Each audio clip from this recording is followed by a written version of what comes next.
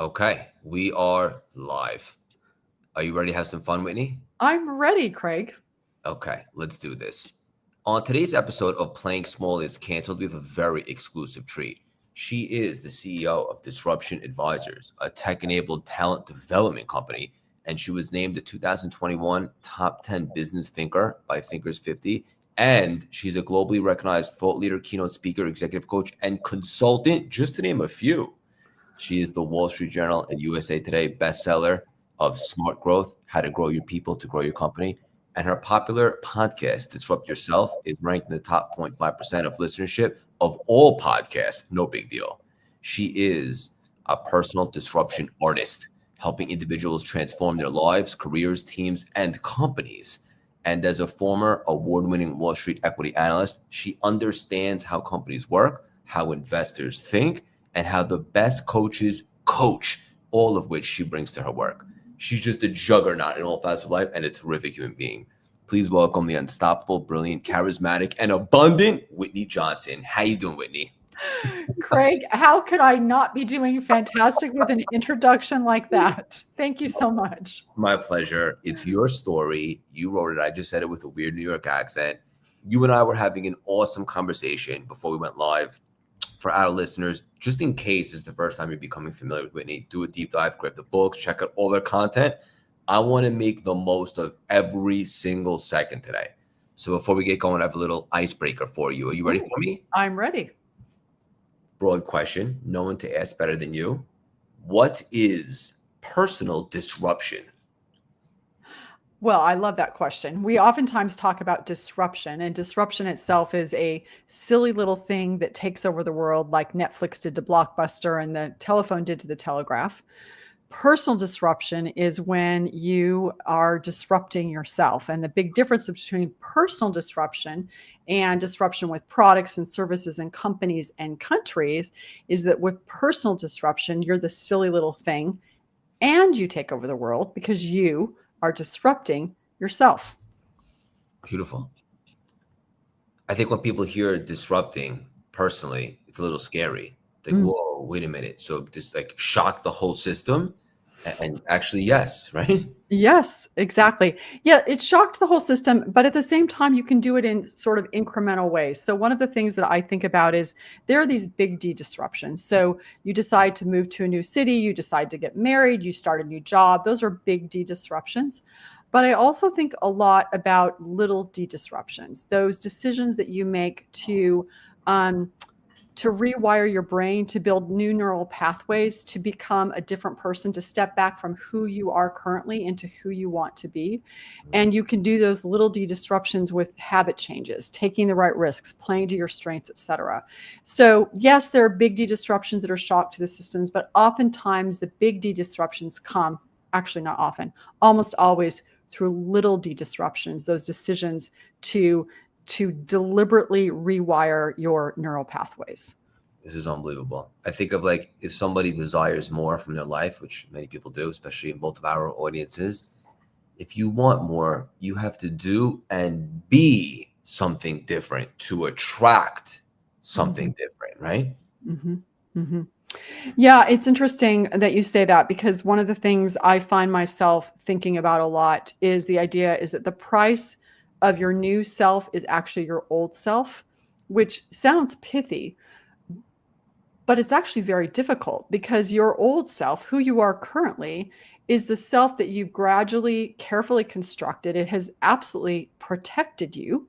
And it may even mean that you're playing small. And in your vernacular, you've got to cancel that self and you're going to give up something that's been this really protective shield for you in order to think and feel differently. And I'll give you an example of something that I've been thinking a lot about is our bodies and how our bodies can memorize living and feeling and breathing and acting a certain way. Our body can memorize what it's like to play small. Our body can memorize what it's like to not forgive people. It can memorize what it's like to resent others. And we need to retrain not only our brains, but also our bodies so that we can think, what does it feel like in my body to play big? What does it feel like in my body to be abundant? What does it feel like in my body I think you used words like charismatic. Like, what does it feel like to feel joy? because when you know what that feels like, to your point, you're going to start attracting that as well. And that to me is so exciting, to consider the fact that we really can change. Like, we're wired to change. And that's a thrilling proposition. Thrilling proposition, and change is the only constant.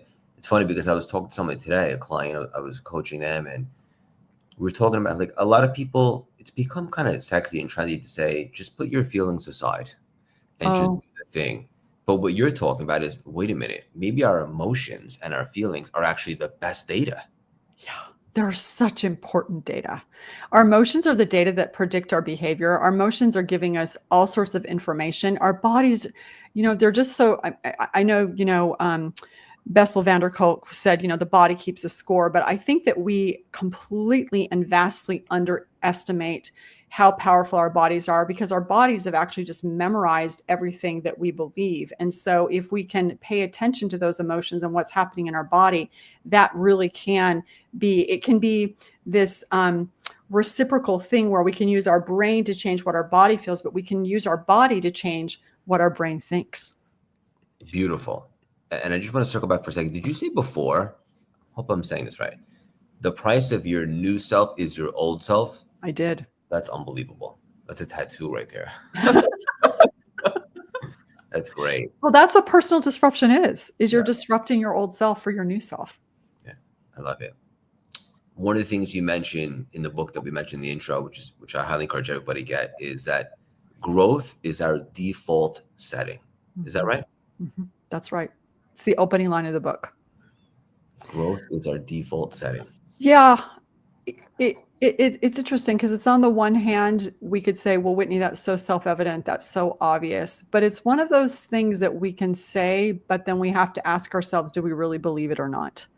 And we could talk about growth mindset. And I think we oftentimes think, yes, I have a growth mindset, until that moment that we don't.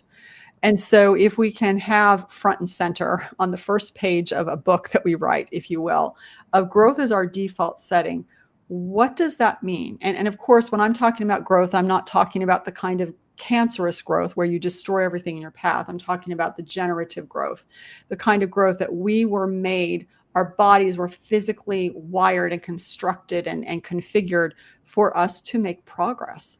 And when we understand that, that can be such a big unlock, because then there's no situation that we can encounter where we can say, well, that's just the way it is.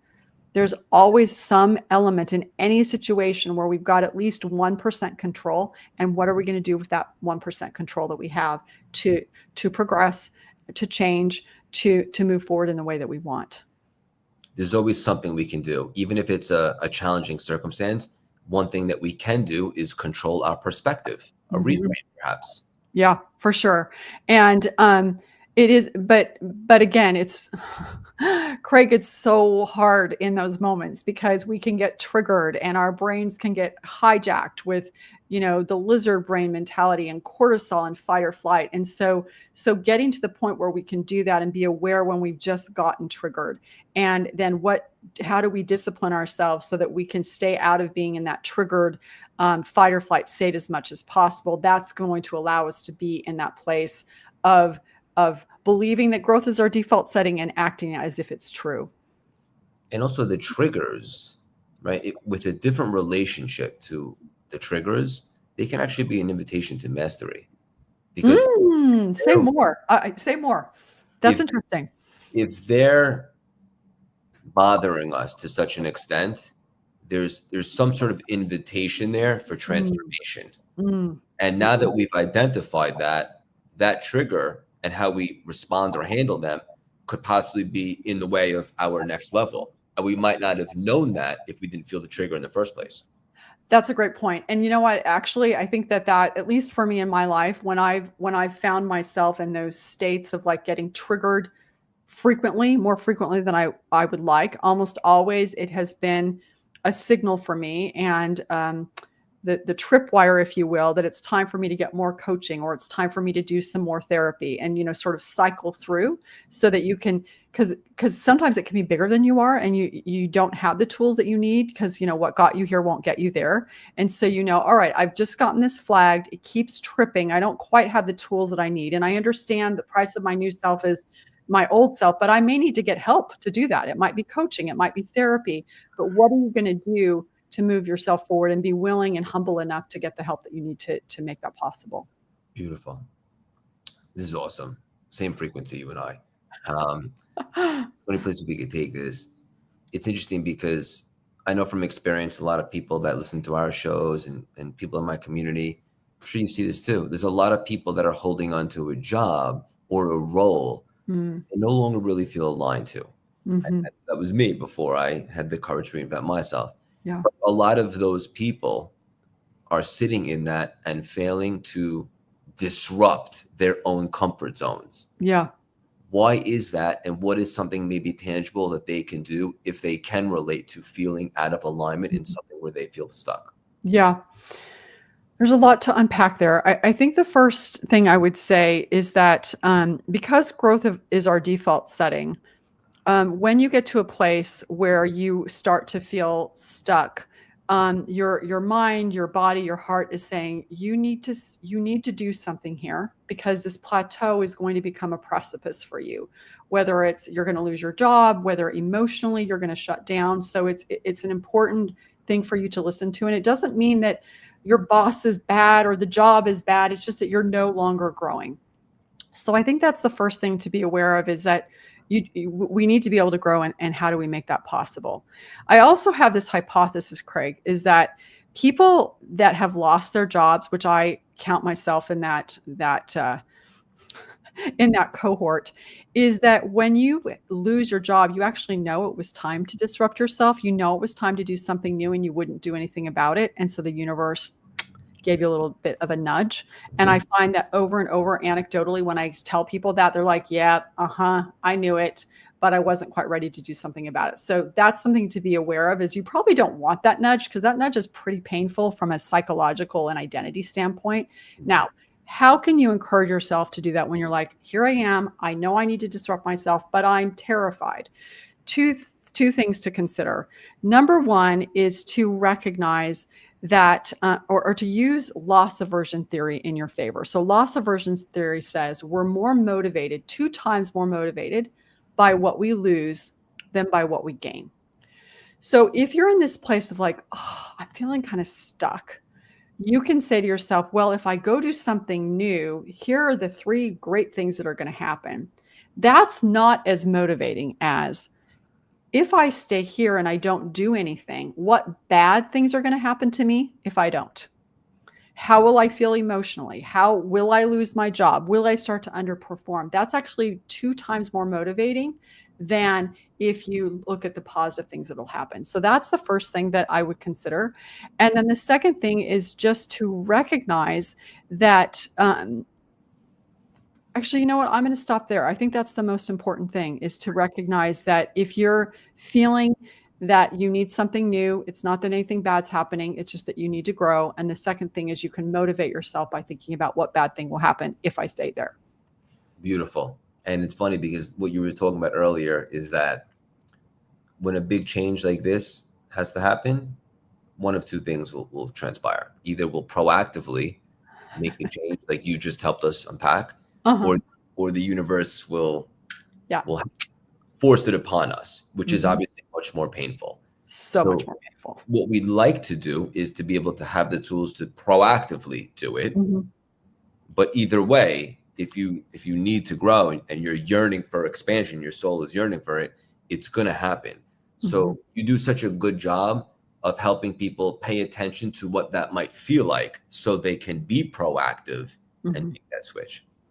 Yeah, and I think maybe it's worth touching very briefly is in the book Smart Growth. I talk about the S curve of growth and that there are 3 different parts of that. There's the launch point where you feel uncomfortable and awkward and unsure. And then you hit the sweet spot where you feel exhilarated and you feel like you're exactly where you're supposed to be. And then there's this mastery place, which doesn't necessarily mean you're, the master of the universe and you know everything about whatever it is that you're doing. It might just be, I wanted to learn 5 songs on the ukulele and you did. But it's that place at which you can say, you know, my brain needs dopamine in order for me to be surprised and delighted. And when you're at the top of that S curve of that mastery place, you're not getting any more dopamine. And so what it will allow you to do is, again, say, I'm feeling like I'm not challenged. I'm feeling like I'm dialing it in. I'm feeling like there's more to do for me to do on the planet. I'm feeling like I could contribute in a more meaningful way. Those are all signals to you that it's time for you to do something new. And so if you can pay attention to those, once you're aware of it, then you've got some of these other tools of, okay, I've got disruption. How am I going to motivate myself? What can I do to pack a parachute for myself of, you know, getting more information or trying something very small in order to help you get up the courage and so have a soft landing when you do something new. I love it. This couldn't be a better segue because I saw you posting in your content, which I highly encourage everybody to check out immediately. You mentioned the parachute was the importance of a safety net while purpose searching. And I Mhm. thought that was so cool and so beautiful because I know that's a big misconception is should I burn the boat? Should I go all in? But I don't know necessarily what that is yet. So when you say the importance of having a safety net or maybe a parachute while purpose searching, what exactly does that look like? Yeah. Okay. So to be clear, Craig, sometimes you need to burn the boats. Sometimes you're just going to have to do it because you know that you won't do it otherwise. Like I remember when I left Wall Street, I didn't take any of my models with me, which was me effectively burning the boats because I knew I wasn't going back. And Mhm. that's fine. Sometimes you do need to do that. But from to answer your question, I think the safety net looks like a number of things. Most of the time, if you're going to do it, you probably have enough cash to cushion yourself. It's more of an emotional safety net. So it's the question of have I done done the homework? Does this feel like it aligns with my values? Do the people around me feel like this makes sense for me to do? So you're creating this sense of sort of this psychological and emotional bridge and so that you can give yourself grace when you're doing this new thing, because back to the S curve, when you do this new thing, you're going to be at the launch point, and guess how you're going to feel? Awkward, uncomfortable, scared, unsure, like an imposter, frustrated, and impatient. And so when you know all of those things and then you're doing that new thing, that becomes a safety net in and of itself, because you're going to say, I'm feeling all of these things and this is normal. This is exactly how I'm supposed to feel. And you can remind yourself, you can pat yourself on the back and say, wow, good for me. Because the older we get, the more we can insulate ourselves from ever doing anything new. So every time you do something new, you are saying to yourself, I am keeping this muscle strong, which means I may be 100 years old, but I'm never going to get old because I've actually retained my ability to do new things. I've retained my ability to disrupt myself. So you create that safety net. There's the functional piece of the financial, but almost always it's much more of an emotional, by having tools and mental models that allow you to make meaning of the experience that you're having when you're doing that new thing. I love it. I love how deep you go with this stuff. Just curious off the cuff for you, is it important for you to constantly change things up, whether that's a routine or something, just to keep things refreshing? Yeah, for sure. Someone asked me the other day, they're like, so what's one of your hobbies? And I was like, well, one of my hobbies is doing new things, So like a year and a half ago, we were on vacation and I took surf lessons. And last year I went rappelling for the first time. And part of the reason I'm doing that is I want to keep up that muscle of being able to do new things. And yeah, I would say, I mean, partly because of what I do professionally, but I am continually on a quest to be able to become, to improve myself. I love how you said that, on a quest. Mhm. I think spiritually speaking, our soul is here to expand. It craves, it yearns for expansion. And the one thing that it actually resents is contraction. So that's Mhm. why if we're in a relationship, whether that's with a romantic other or a job, something that feels like it's out of alignment, we feel so terrible because we're Yeah. out of alignment and our soul is contracting. So Mhm. if we know that it's here to constantly grow and expand, like you attested to it in the book and so forth, we should proactively continuously put ourselves in ways to continue to expand and grow and not wait for the feeling per se. Right. And remind ourselves that when we do that thing, we're like, I'm going to grow, and we think it's going to feel awesome. Remember, in that moment of growth, it feels oftentimes lousy. Mm. It Yep. feels scary. And your part of your brain wants to say, this was a really bad idea. No, you're just doing something new. So having the tools to talk yourself through it when you're doing that new thing and it feels really uncomfortable and you feel foolish almost because you look so awkward. This is unbelievable. We do many more things together. Of all the things that you have going on, all the different hats, what are you personally most excited about right now? What am I most excited about right now? I think I'm excited about two things. One is I'm working on my next book and talk about, the process of doing new things. It's such I see that, obviously you're an author as well. And I've discovered something about writing books, which is there's almost always a personal wrestle that's going on in tandem with the writing of the book. Like there's something that's metamorphosing inside of me as a person as well. So that's always a really interesting wrestle and very much a creative process, which I love and hate. So I'm excited about that. And then I guess the other thing that I'm excited about is that just the client work that we get to do, like really meaningful work. And you were talking earlier about how you were just talking to one of your coaching clients. It's just a joy, isn't it, to be able to do this work for ourselves, but then have the privilege of walking alongside other people as you're doing that work. That is exciting every single day. I actually get significantly more excited when I see my students and clients have that breakthrough or nail that goal than when I do myself. Yeah, it's so rewarding. Yeah, it's the best. I know our listeners are going to be obsessed with you. Where's the best place for them to stay involved in your movie? Obviously, all the books and so forth. Where can you know what? I wanted to make an offer. So if anybody is interested, if you will email me at wj@thedisruptionadvisors with an o.com. So wj@thedisruptionadvisors.com. I think I said that right. I will, and tell me something that you took away from this conversation, whatever it is. I will send you a signed copy of my book, Smart Growth. Beautiful. Thank you for that. That's awesome. Yeah. Cool. This was incredible. Hang out for 1 sec. I want to connect you after. Whitney, I can personally guarantee that your best is yet to come. Thank you so much for stopping by today and dropping these priceless, juicy nuggets. All right. Thank you, Craig. Thanks.